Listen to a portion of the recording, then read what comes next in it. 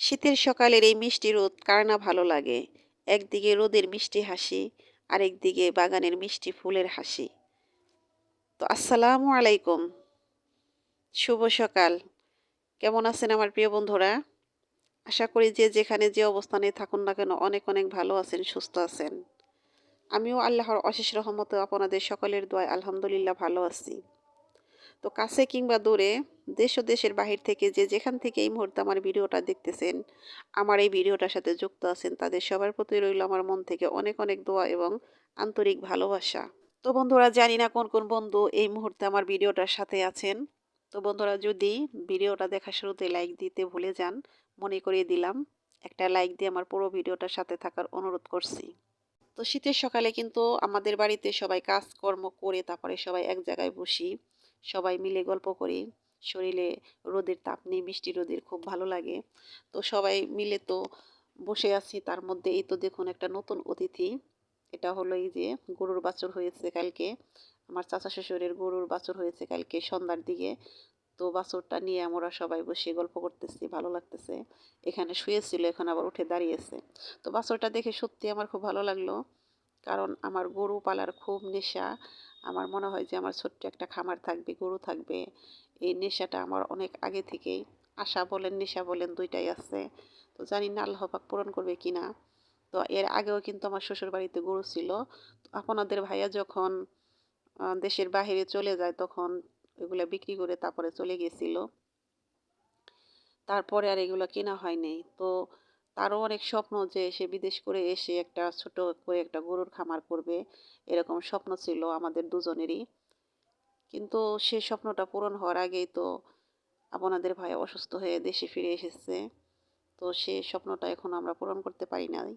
তো দেখি যে আল্লাহ পাক সামনে এটা পূরণ করতে দেয় কিনা। তো বন্ধুরা, আপনারা সবাই আমাদের জন্য দোয়া করবেন, আপনাদের ভাইয়ের এই স্বপ্নটা যেন আল্লাহ পাক পূরণ করতে দেন।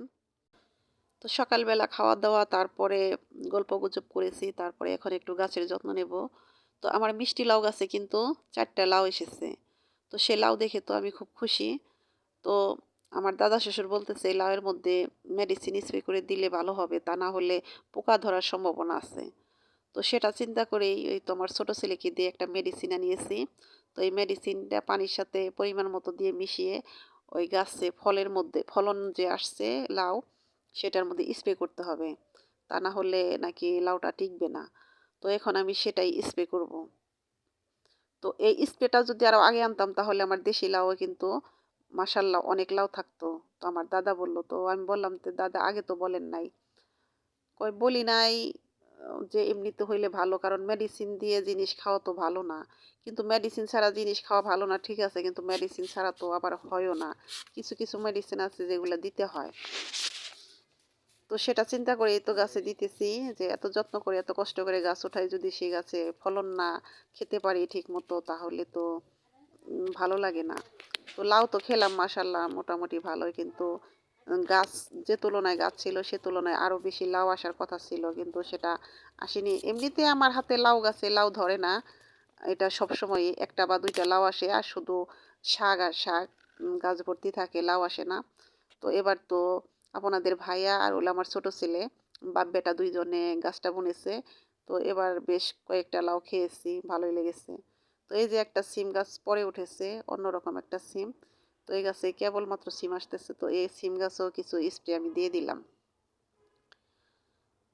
তো বন্ধুরা, এই তো গাছের যত্ন করার পর তারপরে চলে এসেছি রান্নাঘরে, রান্না করব।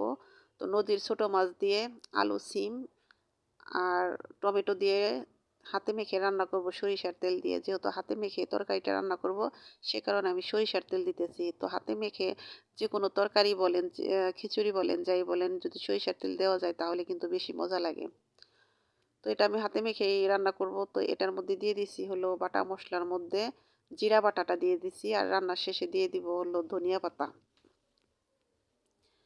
তো বন্ধুরা, আজকে আমি আপনাদের উদ্দেশ্যে কিছু কথা বলবো। সেটা হলো আজ কয়েকদিন যাবত বলতে 3-4 দিন ধরে আমি কারো ভিডিওতে তেমন বিস্তারিত কোনো কমেন্ট করতে পারি না। তো ভিডিও অন থাকে, শুধু হাই হ্যালো বলে বেরিয়ে আসতেছি, কারণ একটু ব্যস্ততা, কারণ একদিকে শবে বরাত গেল। তো শবে বরাতের কোনো আয়োজন বা উৎসব আমরা করি নাই, শুধু রোজা ছিলাম। তো যদি আয়োজন উৎসব থাকতো তাহলে সেটা আমি আপনাদের সাথে শেয়ার করতাম। তো এবছর সেরকম কিছুই করা হয়নি, করি নাই। তো বন্ধুরা, যদি বিস্তারিত কমেন্ট নাও করতে পারি তাহলে এটা মনে করবেন যে ঠিক অ্যাক্টিভ আছি, ঠিক আপনাদের ভিডিও আমি কন্টিনিউ করতেছি। এই বিশ্বাসটুকু আপনারা আমার উপর রাখতে পারেন। তো জানি না কোন কোন বন্ধুরা এখন আমার সাথেই আছেন, আমার ভিডিওটা দেখতেছেন। তো বন্ধুরা, যদি ভিডিওটা দেখতে দেখতে লাইক দিতে ভুলে যান, আবার মনে করিয়ে দিলাম একটা লাইক দিয়ে দিবেন। আর আমার যে প্রিয় বন্ধুরা এই কাজটি করে দিয়েছেন তাদেরকে জানাই অসংখ্য অসংখ্য ধন্যবাদ ও আমার মন থেকে অনেক অনেক দোয়া। তো বন্ধুরা, আমার কথা ও কাজে হয়তো অনেক ভুল আছে, সে ভুলগুলো প্লিজ ক্ষমা সুন্দর দৃষ্টিতে দেখবেন, আমাকে ক্ষমা করে দিবেন। আর আমার ভুলগুলো অবশ্যই আমাকে ধরিয়ে দিবেন, আমাকে বলবেন। তো বন্ধুরা, এই তো আমার তরকারি রান্না শেষ। দেখুন কত সুন্দর একটা কালার এসেছে, খেতেও বেশ মজা হয়েছিল। তো এখন রান্না করব হলো টাকি মাছের ঝুরি বানাবো সরিষা বাটা দিয়ে। তো টাকি মাছটা আমি আগেই সিদ্ধ করে নিয়েছি, লবণ দিয়ে সিদ্ধ করে নিয়ে সেটার কাঁটাকে বেছে নিয়েছি। এখন আমি এই তো বেশি করে কাঁচামরিচ, পেঁয়াজ, পেঁয়াজটা একটু বেশি করে দিয়েছি। পেঁয়াজ কাঁচামরিচ দিয়ে ভালো করে ভাজবো। তার মধ্যে আদা রসুন জিরা বাটা দিয়ে একটু ভেজে ধনিয়া গুঁড়ো, হলুদ গুঁড়ো, মরিচের গুঁড়ো দিয়ে এটাকে ভালো করে কষাবো। কষিয়ে তারপরে সিদ্ধ করা যে মাছ, সে মাছটা দিয়ে দিব। সে মাছটা দিয়ে তারপরে ভালো করে কষিয়ে লাস্ট মুহূর্তে সরিষা বাটাটা দিয়ে তারপরে এটাকে ভালো করে ভাজতে হবে। এটাকে কিন্তু ভালো করে ভাজতে হয়, না ভাজলে কিন্তু মজা লাগে না। একদম মচমচা করতে হবে, তাহলে খেতে বেশ মজা লাগবে।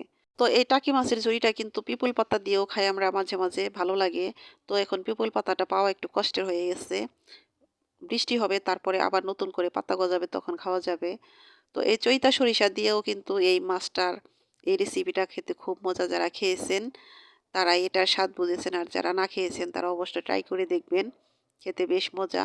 তো বন্ধুরা, আমি ভিডিওর শেষ মুহূর্তে চলে এসেছি। তো শেষ মুহূর্তে এসে একটা জিনিস প্রতিদিনই চাই, আমার আমার পরিবারের জন্য একটু দোয়া করবেন। আমিও আমার মন থেকে আপনাদের পরিবারের জন্য সবসময় দোয়া করি। আপনারা সবাই ভালো থাকেন, সুস্থ থাকেন, নিরাপদে থাকেন। তো আজকের মতো এখানেই বিদায় নিলাম। আল্লাহ হাফেজ, আসসালামু আলাইকুম।